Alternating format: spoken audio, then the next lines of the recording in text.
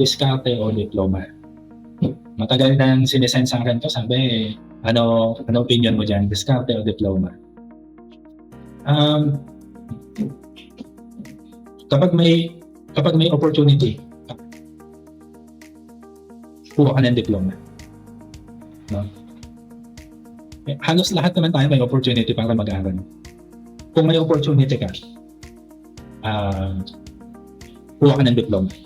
No? Hindi tayo pa ng pinagdadaanan. Minsan, yung ibang tao kailangan nila ng i-overcome yung sobrang hirap sa buhay para magka-diploma. No? Pero walang excuse para hindi ka matapos ng pag-aaral. Kapag gusto mo talaga, no? Walang excuse. Mahirap, pero walang excuse. So yun yung unang-una.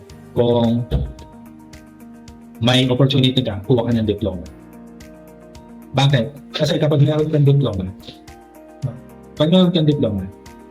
tool lang kasi yan. Ang diploma ay isang tool para ma-enhance yung kaalaman mo, skills mo na magagamit mo sa iyong buhay.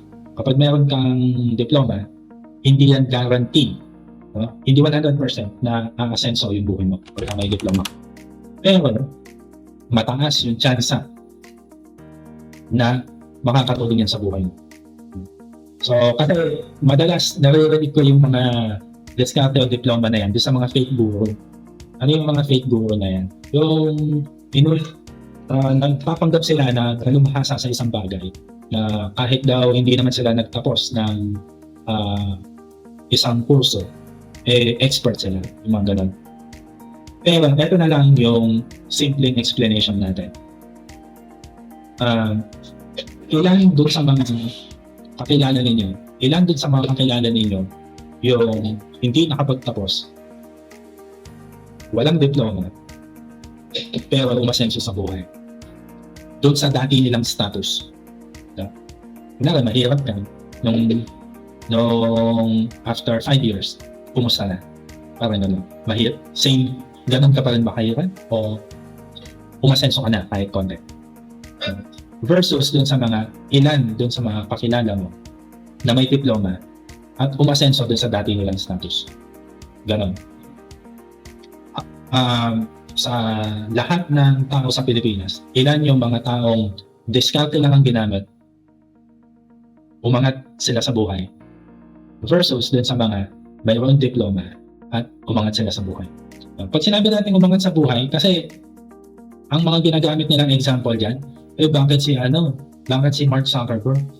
Yung mga tipong naging billionaires. Bakit? Ilan ba yung mga hindi degree holder na naging billionaires? Iilan lang yung sobrang yaman na gano'n. Iilan. Kaya sabi ko sa inyo, mataas ang percentage na makatulong sa iyo ang diploma na ma-improve yung status mo sa buhay kesa kung wala. Hindi ko sinasabi 100%, but the chance is higher. So, ganun lang po kasimple yan. So, ngayon, may mga pinapalad sa atin ng magaan ang buhay, magkaka-diploma sila. And yung iba naman, sobrang hirap ang dadaanan nila para magka-diploma. Pero, again, sabi ko nga, kung kaya mo din, may pagkakataon ka, kuha ka ng diploma. Diba? And sana, yung sa education system naman natin, ayusin na lang, no? Para yung kapag alisin nyo na talaga, yung sabi ko kanina, alisin nyo na yung kapag hindi qualified, pumapasa. Para mas tumaas yung kalidad ng value ng diploma. Kasi may diploma ka nga kung wala namang kwenta yung papel na yun. No? Kasi yung diploma, certificate na natuto ka. Wala ka palang natutunan. So wala din siyang magiging kwenta. Kaya yun yung dapat i-uphold nila, yung standard.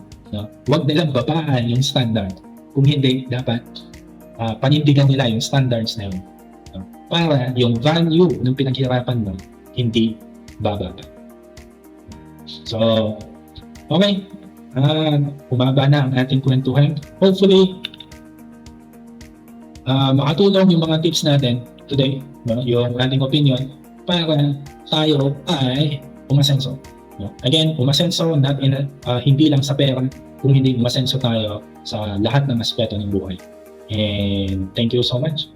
Kung hindi pa kayo nakakapag-subscribe, subscribe na kayo, Prof. TSC Adventures, and follow naman sa ating Facebook page, Prof. TSC Adventures. Soon madadagdagan pa yung ating platforms, pero for now dito lang muna tayo. Kung gusto nyo pa lang magbigay ng topics na pag-uusapan, pwede kayong mag-comment dyan sa baba or i-email ninyo ako sa adventurestsc@gmail.com, no? O kaya mag-PM kayo dyan sa Facebook page ko or mag-comment kayo sa mga videos natin. And tingnan natin, pag worthy naman yan, useful yung comment na yan, itatakal natin dito sa ating kwentuhan. So, again, this is Prof. TSC ng TSC Adventures.